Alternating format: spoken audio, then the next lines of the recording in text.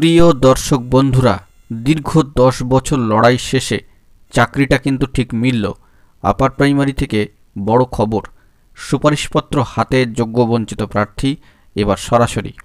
বন্ধুরা, কমিশন কিন্তু পজিটিভ দিকে এবং ভাইরাল সেই সংবাদ নিউজ আপডেটটি উঠে আসছে, যা কয়েকদিন আগে সম্প্রচারিত হওয়ায় চারিদিকে কিন্তু শোরগোল পড়ে গিয়েছিল। মাত্র কয়েকটা মাস পূর্বের সেই খবর আজকে কিন্তু জীবন বদলে দিল।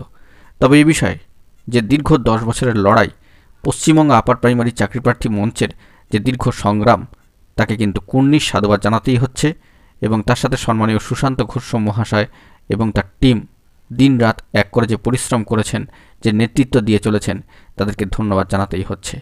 মাত্র কয়েক মাস আগে একটি খবর উত্তরবঙ্গ সংবাদের পাতায় ভাইরাল হয়েছিল যে সম্মানীয় এক শিক্ষক মহাশয়ের দিন কাটছে দোকানে। কার্যত শিক্ষক দিবসের দিনেও সম্মানীয় যোগ্য বঞ্চিত চাকরি প্রার্থীর দিন কেটেছে মুদির দোকানে।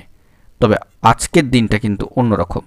মেধা তালিকায় কার্যত স্থান পাওয়ার পরেও 10টি বছর অতিক্রান্ত হয়ে গিয়েছে, কিন্তু নিয়োগ অধরাই ছিল। কমিশন কিন্তু সেটা করে দেখালো যে কমিশন নিয়োগ দিল এবং কমিশন ইতিবাচক দিকে সম্পূর্ণভাবে এগিয়ে গিয়ে চাকরি প্রার্থীদের হাতে কিন্তু রিকমেন্ডেশন লেটার তুলে দিচ্ছে। এই উদ্যোগকে, এই পজিটিভ ভূমিকাকে অবশ্যই কুর্নিশ সাধুবাদ জানাতেই হচ্ছে। অন স্ক্রিনে দেখতে পাচ্ছেন সেই সম্মানীয় ভাইরাল শিক্ষক মহাশয়। উত্তরবঙ্গ সংবাদের 9-এর পাতায় যেখানে বিস্তারিত খবর আপডেট উঠে এসেছিল, কার্যত শিক্ষক দিবসের দিনে সম্মানীয় শিক্ষক মহাশয় হবু চাকরি প্রার্থী, তাঁর দিন কেটেছিল মুদির দোকানে। কিন্তু আজকে তিনি সফল, নিয়োগ পেয়ে এবার তিনি স্কুলে জয়েন করতে যাবেন। একেবারে রিকমেন্ডেশন হাতে সম্মানীয় পশ্চিমবঙ্গ আপার প্রাইমারি চাকরি প্রার্থী মঞ্চের সভাপতি সুশান্ত ঘোষ মহাশয়ের সাথে এই আনন্দ খুশির দিনটি দেখতে দেখতে 10টি বছর কিন্তু অতিক্রান্ত হয়ে গেল। তবে হাল ছাড়েনি মঞ্চ, হাল ছাড়েনি প্রার্থীরা। এভাবেই কিন্তু তারা সফলতার দিকে এগিয়ে চলেছে। কিন্তু লড়াই এখানে শেষ হয়ে যায়নি, গল্প কিন্তু এখানেই ইতি হয়নি। এখনও পর্যন্ত লড়াই বাকি রয়েছে।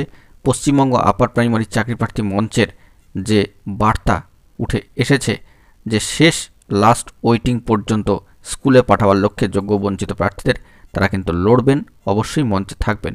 অর্থাৎ যে রায়দান হয়েছে সার্বিকভাবে এবং সর্বোচ্চ ন্যায়ালয় সুপ্রিম কোর্টের যে সবুজ সংকেত ছাড়পত্র মিলেছে, যে সামগ্রিকভাবে 14,052 নিয়োগের ক্ষেত্রেই তারা কিন্তু সেই বিষয়ে অত্যন্ত অ্যাক্টিভ এবং অবশ্যই এই লক্ষ্যে তারা কিন্তু এগিয়ে চলবেন, এমনই বার্তা রয়েছে।